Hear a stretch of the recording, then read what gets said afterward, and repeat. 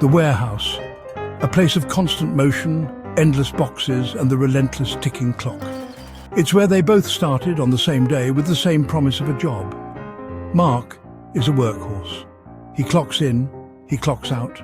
He gives them every ounce of sweat and muscle he's got. And then there's Jake.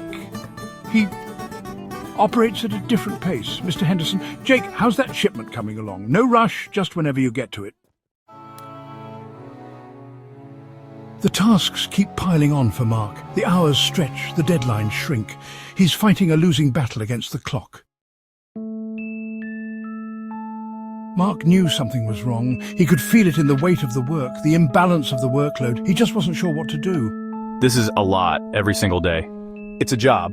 Mark stared at Jake for a moment, and he realized the real reason for his slacking off.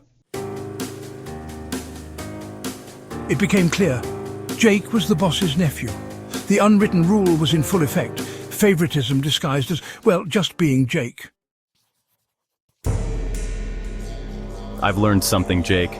Listen carefully. If you're going to do someone a favor, make it invisible, make it untraceable, or it will cost you your position. Jake looked up, slightly bewildered but didn't engage.